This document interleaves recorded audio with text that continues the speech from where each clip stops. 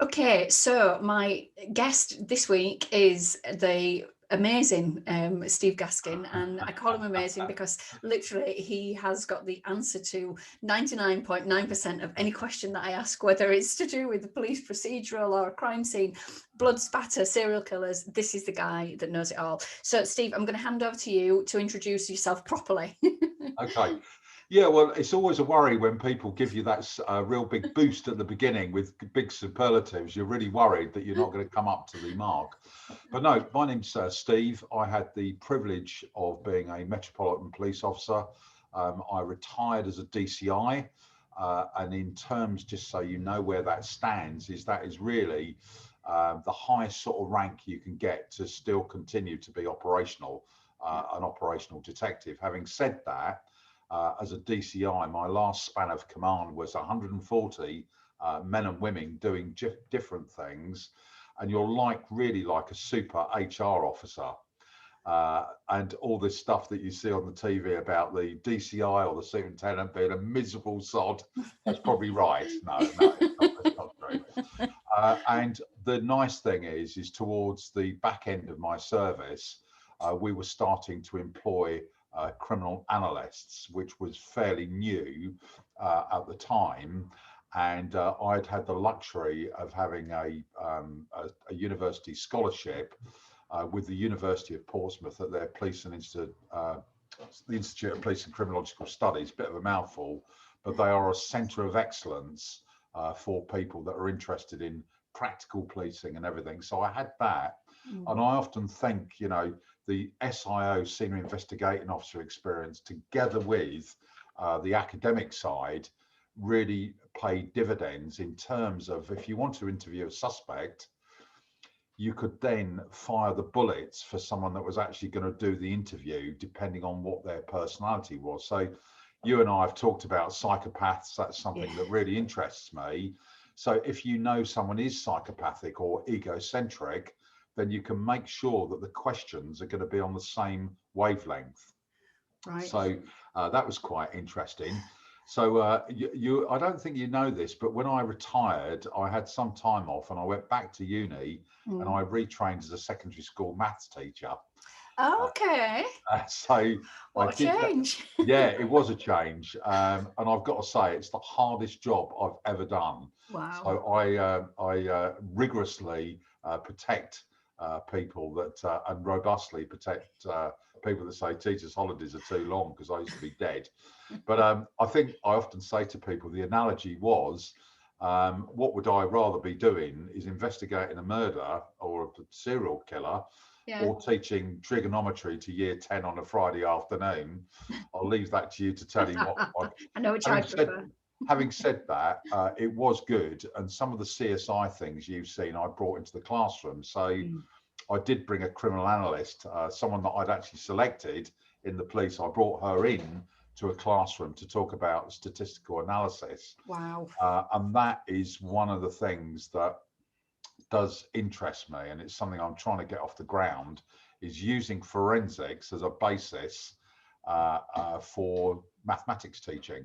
Because there's so much you can do for kids that patently hate maths, and there are some. So and then from there, what I did is I did a number of different jobs. I was a consultant to Her Majesty's Chief Inspector of Constabulary. I did some, they wanted an exile bill and a mathematician. So I did some stuff there. And my last paid job was head of education for Her Majesty's Prison Service. Oh, I spent a lot of time trying to get people into prison. And then I spent 3 years trying to get them out by giving them some skills. And a lot of these prisoners knew exactly what I did formally as a job. And I thought there'd be a bit of friction, but there wasn't.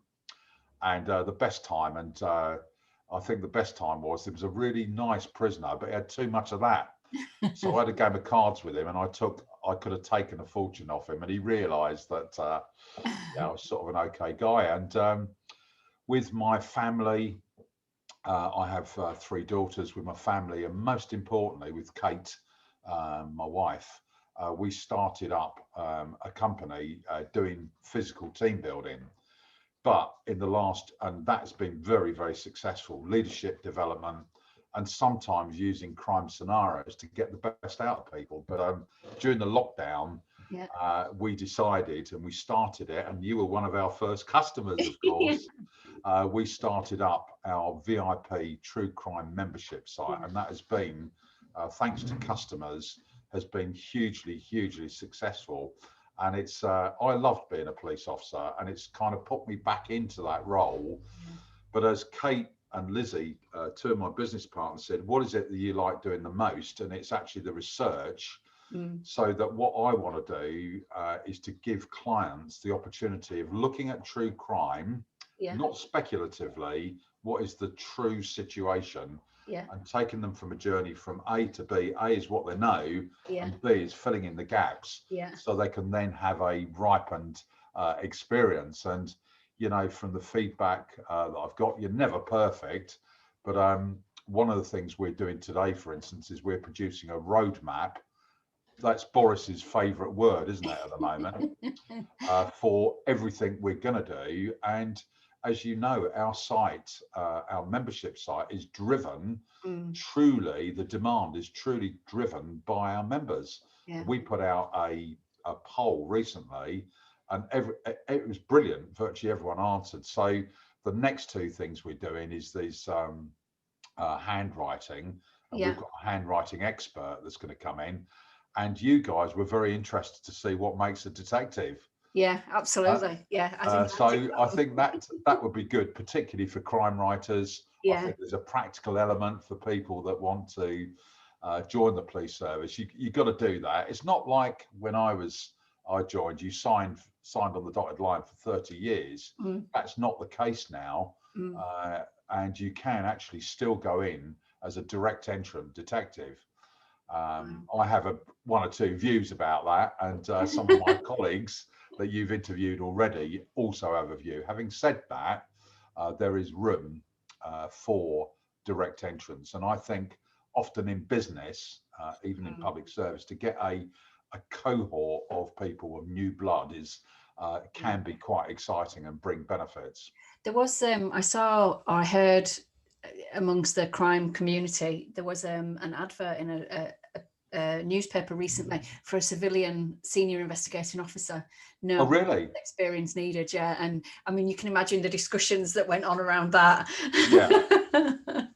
That's an interesting one, really, because I, again, have been quite critical. There was a situation at Gatwick Airport where the person in charge had been actually an HR officer and had gone into the role and was in charge. And I thought, if there's a terrorist incident there or some other thing, do you want someone in charge that's on work experience? Now, that's putting it quite bluntly, but that was the effect of it. But who knows? I mean, there was a lot of rhetoric by the Prime Minister, David Cameron, about having a commissioner that wasn't a police officer, a warranted police officer. And I can actually see that happening certainly in my lifetime. So we touched briefly on the crime lab, which is where you and I first met. I think it was a crime and wine evening, and you were talking about serial killers. So of course I watched it. And since then, I've sat in many of your workshops, and you and I have chatted quite frequently. The one thing I do like about the crime lab experience, Steve, is that you don't just sit there and tell us what things are and and what the procedures are. You actually give us the opportunity to take our own fingerprints and the blood spatter analysis. You go into so much depth, and I as a crime writer, I find that so interesting. But I know you have a lot of people in your community that are just genuinely interested. Something else you touched on as well, which I think is quite funny, is you mentioned about how you try to take us from kind of seeing a situation to understanding how and why, what the processes are behind it. I view crime program. I watch a lot of true crime, and I see it now in a completely different light. I can guess. We were watching something last night, and I was like, "Oh yeah, he was stood up when he got stabbed," because I can tell by the way the spray of the blood. My husband just sat there and said, "Should I be scared?" But it is that. But you see, that is interesting, and because of the net, and I was thinking about this in the dentist chair earlier on today. The reason why a lot of people are interested in it is that it was a closed shop when I joined. We wouldn't release anything. Yeah. We were highly suspicious of the press, which was probably a bad thing. Yeah. And there was no net, so it couldn't get out really. And the only time people would be able to access it is by watching, this shows my age, watching Z Cars, The Bill, that sort of thing. But because with the net, and the policy of a lot of police forces, the 43 forces, to be more open, that is why. And then, of course, the break point was the CSI programs, undoubtedly, that came out, which were good fun, not particularly accurate, but really, really good telly, weren't they? So we kind of picked up on that. And that's where we started our business, around putting on big crime scene, getting a company to come in, work through it, what their objectives, decision making, and giving them all sorts of things. Fingerprint brush, which I've got mine. I know you own a small one. I do. I've got one of them. Yeah. Yeah, a post-mortem covered in fingerprint dust. Yeah, good. If people are covered in that, it means they're doing it properly. Yeah, so and I think really I've looked at in a cursory way, why is it that people are so interested now? At the moment, true crime has got a captive audience for obvious reasons. Yeah. But isn't it interesting that I would say it's as high as 90% are women? Yeah. Oh, yeah. That's very true. Which is of interest in itself. And there's actually a PhD to be had, or more to the point, for a crime writer. Don't publish this bit because I want you to take the credit for this. You could actually pretend that you're a PhD student, couldn't you? Oh, yeah. And then come across someone that was trying to garner as much information and then go out and commit a crime. Yeah. It's really interesting when I look at I'm a bit of a numbers and analytic geek, and when I look at who read my books, who listens to using the Facebook group and things like that, it's always women, women. But yet women are the ones that don't connect, that tend not to be the serial killers and the psychopaths. It's more domestic murders that women are kind of responsible for. Yeah, and I mean, we did that talk, and I loved the research. I gave my wife Kate, perhaps I should call her Kat. She's got this. I can see there's a view now, but I gave her a very academic paper on the hunter-gatherer situation. And in fact, as an example of that, last night there was that Polish nasty man that raped that student and murdered her from Hull, and that was typical of a hunter male. Going at a predatory male, and normally for serial killing, that is their motive, unless they've got some form of mental illness. But what Kate has actually just said to me, and of course a lot of people, and I'm not going to mention it, you and I are on the same large Facebook group, a great one. Yeah, I think you're a moderator on that. I am. But what I've noticed, and as Kate has just reminded me, a lot of people on there are actually victims. Yeah, they are. So again, that is interesting, and just going back to the prison, a bit of psychology here. One of the things that I did is to employ different people for different skills to try and raise the bar with prisoners. So I did things like bricks, welding. We had a welding workshop, and we used to do a lot of catering, and there was guys with previous convictions for murder with a knife in their hands, with me there knowing what I did, but they were actually quite good. Yeah. But we had 2 instances, and what do you make of this? It's a rhetorical question, where females, I had a gardener and a caterer that were having sexual relationships with men that were serving time for rape. Okay.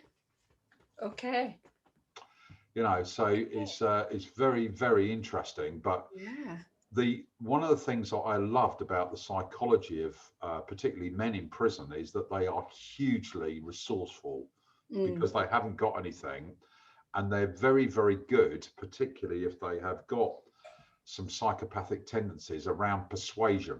They are really, really good at that. Right. And I've seen, again, some really good officers losing their jobs because men were persuading, just simple things like, oh, my mum's birthday's next week. Would you post this card? Prison officers, yeah, of course I will. And then 3 or 4 weeks later, the prisoner says that actually had drugs in it, and unless you do this, I'm going to tell the government. So it's that sort of thing. So for me, it boils down to, and I think most people, the reason why people are interested in true crime is that simple word, why. Yeah, I think so. And as we've discussed, and as a psychologist, it ain't that simple. But what I will continue to do, and I love that bit of feedback you've given me, is to make sure that it's not a boring lecture. I do lecture, but this is where there can be a proper interaction, asking people's opinion, doing little exercises. So I think I think we probably get more out of it than you realize when we're sat in your workshops. So let's just move away from that for a second. So, and tell me about you doing you work in leadership management. Is that something that's come as a result of the police training, or? Okay. Let me say unashamedly, the Metropolitan Police leadership training is absolutely world class. Now, the police do have some problems, but after I've been to university and started moving up to DI and DCI, there were a number of courses you could do at the Police Staff College, and they were based around business. So we had business leaders come in, and what you had to do quite a lot of introspection is looking at what you were really good at or what you wanted to be good at. So I spent a lot of time, like a lot of good business people, is who are the best leaders? Who can I see within the police service, and most importantly outside, who were the good business leaders and why? So I started off, one of the people that intrigued me and is a hero of mine is Mother Teresa of Calcutta. What a great leader. She could be very, very forceful, but she had this ability to be able to draw people in, and then really looking at and drilling into what is leadership and why is it so important. And particularly now, it's setting the agenda.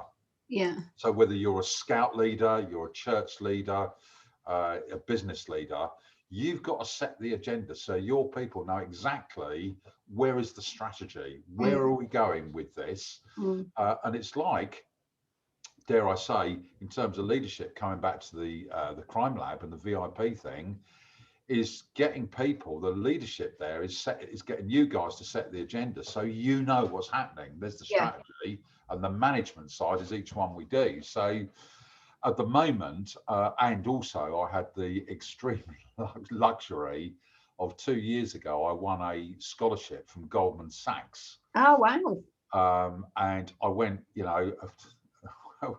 without putting too fine a point on it, education at school was not my finest hour, but I went to Oxford University for a year and did an equivalent of like an MBA. So Goldman Sachs were able to look at all aspects of business, my business, other people's, and then really build it up. So we've come up with a product that you're able to analyze a team, and it goes back to your very good point. You can analyze a team. There's 20 things that business leaders say are important with the company, communication being the top, leadership itself, coherency, clarity, reward, direction from the leader, that sort of thing. So there's 20 variables, and we get everyone to mark those in a team, and then it churns out a report. Right. And then what we're able to do is to get people to capitalize on their strengths, look at where they need to improve,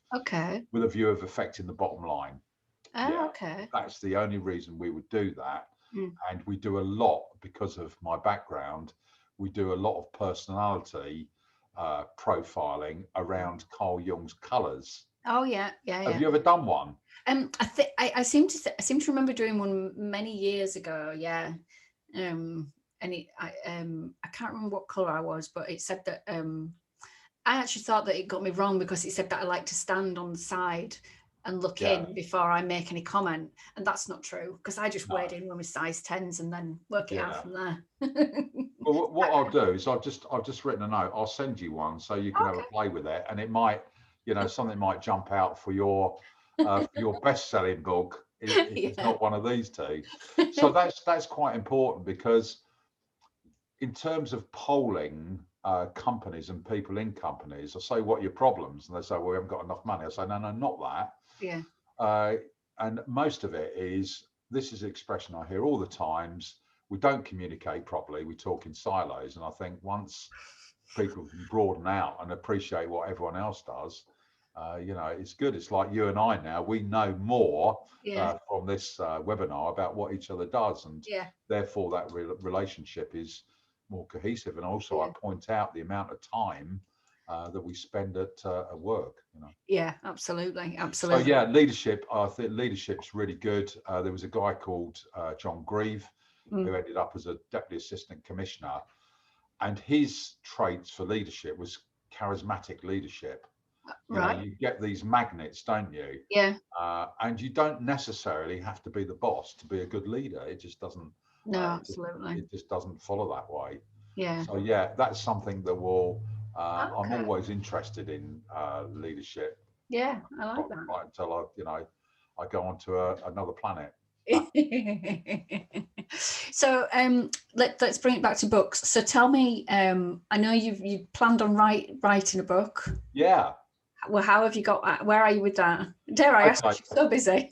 No. It's good. And what I've done is I have the luxury of, first of all, my wife and my sister-in-law are avid readers. Oh, that works. Which is good. And their vocabularies are awesome. Very good indeed. So I've been looking at, that I've advised for BBC Silent Witness. So I've been looking at some of the stuff from that. And then I've been looking at my heritage, which is Irish. Oh, right. Okay. I've then been looking at events that I went to in the 80s and 90s, where the IRA had campaigns, and I was first on scene, more by luck than judgment, to a bombing in Hyde Park that killed a lot of army personnel. Right, yeah.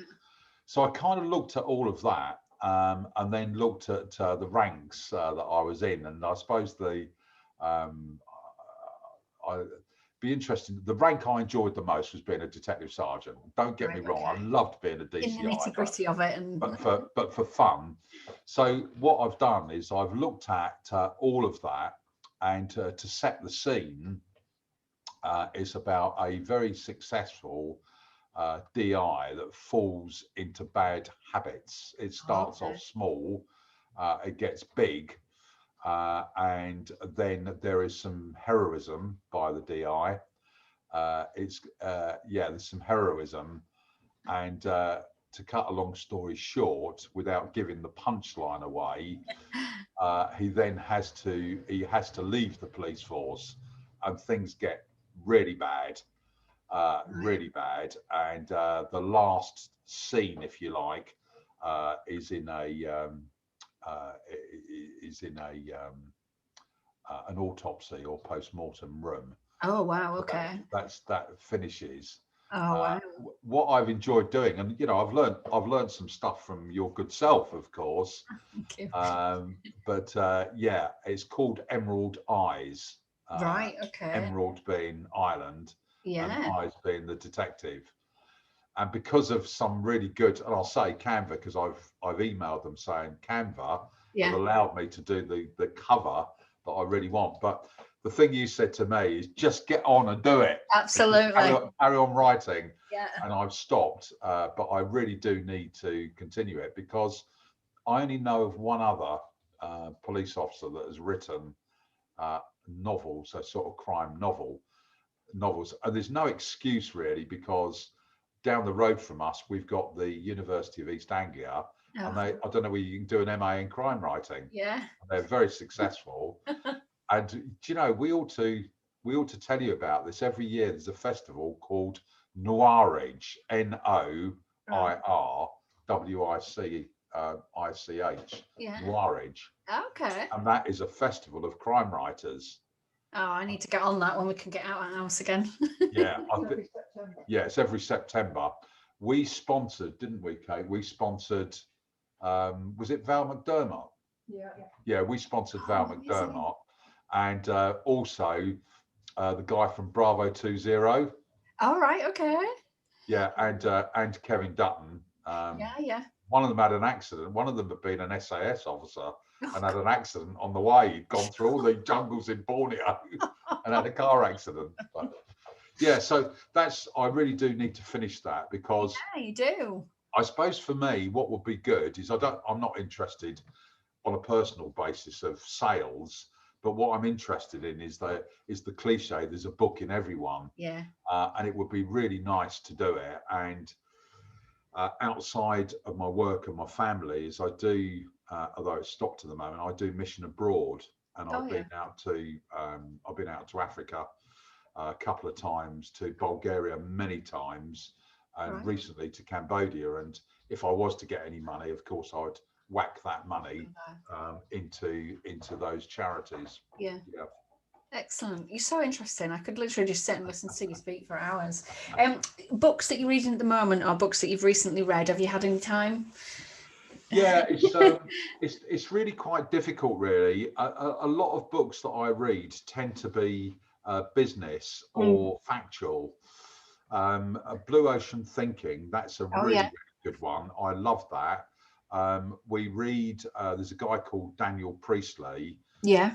and that's helped me. Is KPI, key person of influence, just with 4 sections there, just showing you how to build, not necessarily build your business, but make it really, really good. I've read that book. I've got it down here on my bookshelf. Yeah, it's very, very good. It's very readable, which is good. I've read extensively about Branson, Richard Branson. Oh, yeah.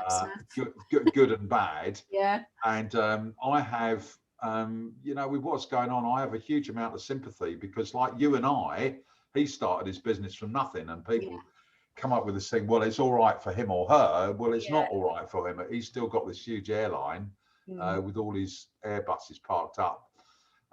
But he was a very naughty boy when he started off business. He was evading VAT. Yeah. And it just so happened that his dad was a High Court judge. And all of a sudden the prosecution stopped. Yeah. And he paid some money to Customs and Excise. But I like his innovation, and I also, from a personality point of view, like the fact that he's a raging introvert. Yeah, absolutely. Yeah. So you don't have to be blah blah, to be a successful business person. I think at that's one of all. the things that is probably misunderstood, or certainly not appreciated by a lot of people. I think they just see him as this big gregarious character, but actually it takes a lot out of him to do his publicity stunts and stuff like that. But I think I've followed him since I was, maybe, I don't know, 17, 18, because I love his values, and also the way that he manages to, what looks seamless, to blend his work and home life. Working from a hammock whilst laying on his own island, that kind of thing, which I think we all dream of at some point, don't we? And I mean, he did a book called Screw Business as Usual. Yeah. And what it was looking about was philanthropic arms to businesses, and it wasn't, we do it here because we want to. We've got I've got an event this evening, which we are. Yes, you have, which I think myself and my stepdaughter are going to be joining in. Are you? That's good. It's the crime scene, isn't it?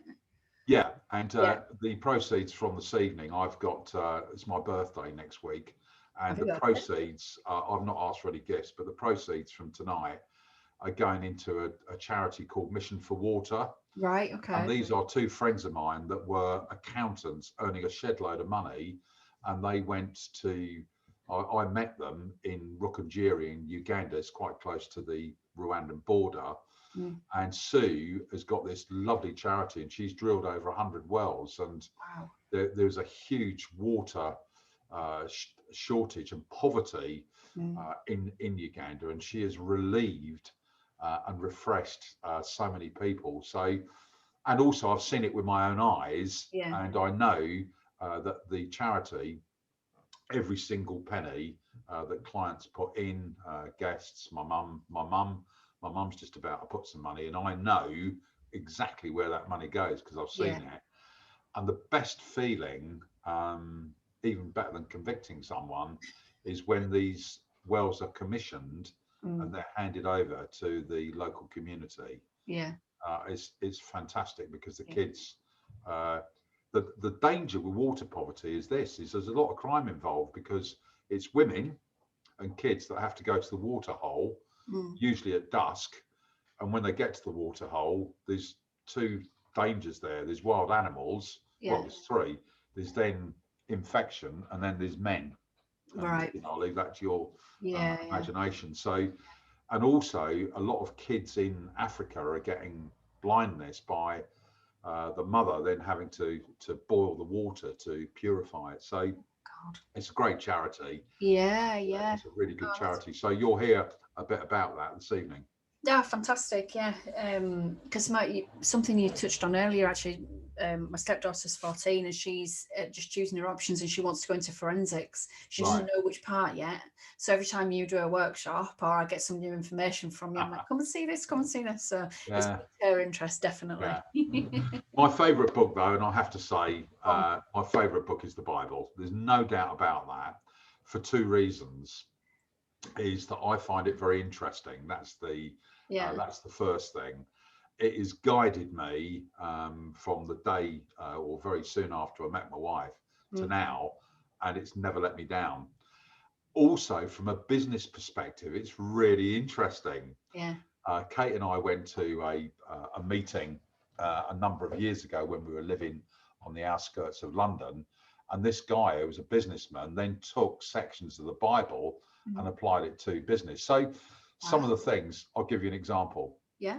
I've got an event tomorrow night and I'm charging whatever I'm charging, and I've noticed that someone's paid twice. Right. So you could sit quite comfortably with that, and as a psychopath you'd say that's their fault. But of course, that's the ethics, really, is that's just going to go back. Now, a lot of people are great, good citizens, and they would do that. But I do find the guidance from the Bible and the stories fantastic, really, and life-changing. And it's just a lot of people, sadly, think of it as a dusty old book. Well, it's not. It's a live book, and it can, as we had an instance last week, it can change someone's life. There's a guy that's dad died of COVID, his wife and kids left him, and he was right in the doldrums, but just by talking to him from some parts of that has buoyed him up somewhat. A long way to go. So that is my favorite book. Okay, I'll give you that one. I can't really argue against that. Steve, thank you so much for being so generous with your time today. I have thoroughly enjoyed having you on. So just a quick recap: if people want to look at the True Crime Lab, where should they go? They should really, in the first instance, come to our website, which is www. No one says that anymore, do they? thecrimelab.co.uk, and then go to the portion, you see it on the front page, of which you're a member, VIP, True Crime membership community. That is so important for us. Those three letters, VIP, is always having in the back of our mind, we're going to produce this. Where is the fun? Where is the interaction? And how can we retain people to learn more about true crime? Fantastic. Well, I'm a lifelong member, that's for sure, and I will include all the links in the notes anyway. But for now, thank you, Steve. It's been an absolute pleasure to have you on. My pleasure. And look after yourself. Thanks, Steve. Take care. Bye-bye.